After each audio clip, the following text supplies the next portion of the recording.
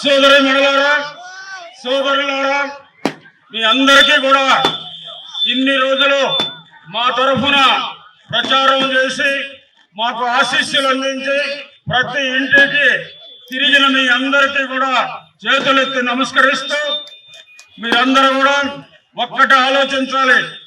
ఏ ప్రభుత్వం అయితే పేదవాళ్ళకి మధ్య తరగతి వాళ్ళకి మేలు జరుగుతుంది, ఏ నాయకులు గెలిస్తే మన జిల్లాకు మన నియోజకవర్గాలకు మేలు జరుగుతుందనేది ఆలోచించాలి.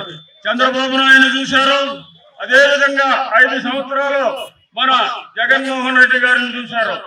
మీరందరూ కూడా చంద్రబాబు నాయుడు కాలంలో గుర్తు పెట్టుకునే దానికి ఒక్క పథకం కూడా లేదు.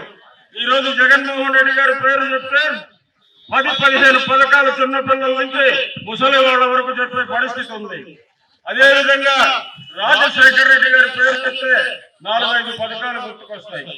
చంద్రబాబు నాయుడు పేరు చెప్తే మనకి గుర్తొచ్చేది కరువు కాటకాలు తప్పితే మంచి పథకం ఒక్కటి కూడా గుర్తుకొచ్చే పరిస్థితి ఉండదని కూడా మీ అందరికీ తెలియజేసుకుంటున్నాం. ఈ రోజు పార్లమెంటు అభ్యర్థిగా మన విజయసాయి రెడ్డి గారు, అదేవిధంగా తెలుగుదేశం తరఫున ఉన్న వ్యక్తి మీ అందరికీ కూడా తెలుసు. విజయసాయి రెడ్డి గారు మొదటి నుంచి కూడా పార్టీకి వెన్నుదన్నే నంబర్ 2గా ఈ పార్టీని ఈ ఉన్నత స్థితికి తీసుకొచ్చిన వాళ్ళలో ఆయన కూడా. మన రాష్ట్రం తరఫున అనేక విధాలుగా పార్లమెంట్ లో పోరాడిన వ్యక్తి.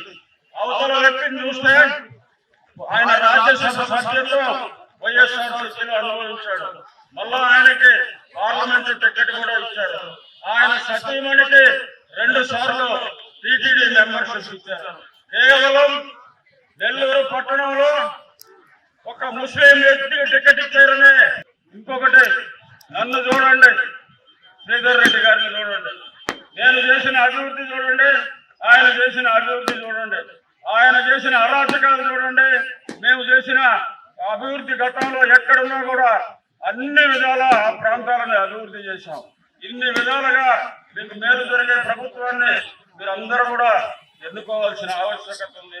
మీరందరూ కూడా మంచి మనసు చేసుకొని మీరే కాకుండా మీ చుట్టుపక్కల ఉండే ఇళ్లలో మీ స్నేహితులకు, మీ బంధువులకు అందరికి కూడా చెప్పి వైఎస్ఆర్సీపీని అభ్యర్థిగా, ఎమ్మెల్యే అభ్యర్థిగా నన్ను, ఎంపీ అభ్యర్థిగా విజయసాయి రెడ్డి గారిని